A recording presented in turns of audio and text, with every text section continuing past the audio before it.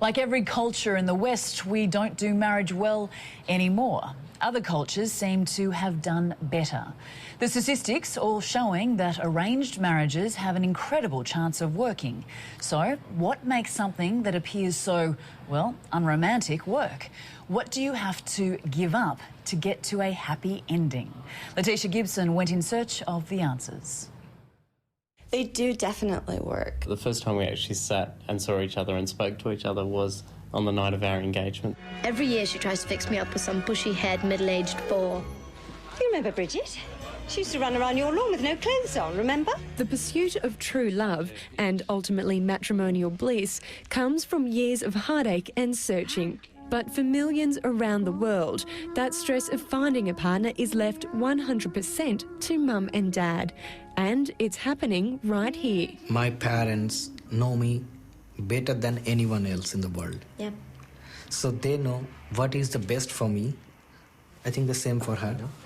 Shubhadeep and Anandita Ghosh have been married for just 4 months. Their union arranged through their parents in India. With Shubhadeep studying in Australia, they met face-to-face for the first time just a few days before the ceremony. After some days of continuously phone and chatting, and we fell in love for each other. I don't go for his look. I know his mind, and I felt he's very caring, so I loved him. The mental match is the main thing. If there is a mental match, physical look doesn't matter to it. Of course, we do argue each other and things like that.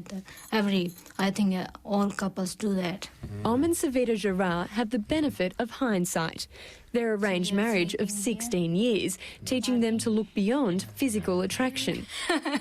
That's not a big thing. Like when you're thinking about in long life, dress, you can change the dress, but you can't change the person. When we got married, Savita became my master.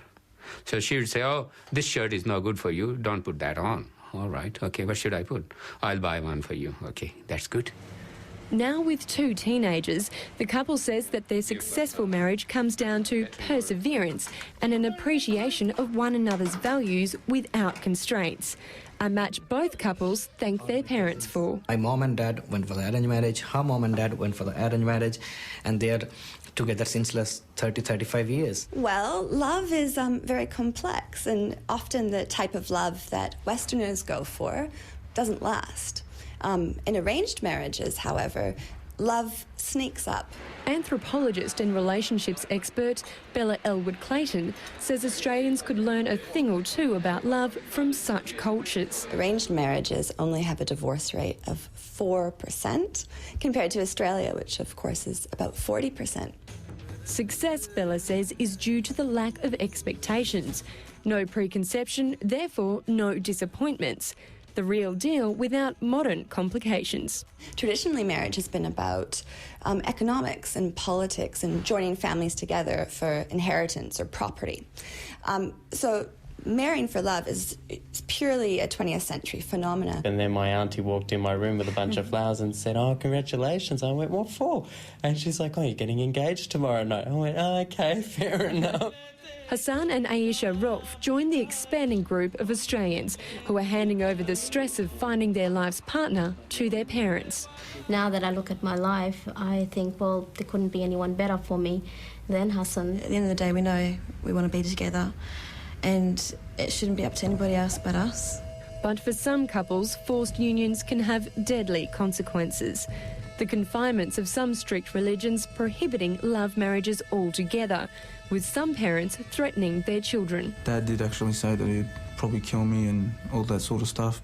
Arranged marriages of all descriptions are a global concept. South Africa, Canada, even Australia have all had a history of practising arranged marriages. In India, 95% of marriages are arranged.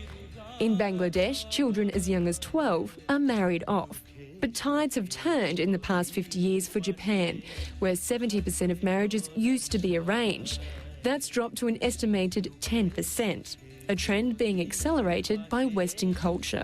at this time in history, we have so many diverse ways of having relationships, and it's a period where everything's up for negotiation. Yeah, I do respect my parents, and I have confidence on their judgment, and luckily I did go with it because it's worked out brilliantly. Love and marriage and the remarkable success rate of the arranged deal. Whatever works. Still ahead.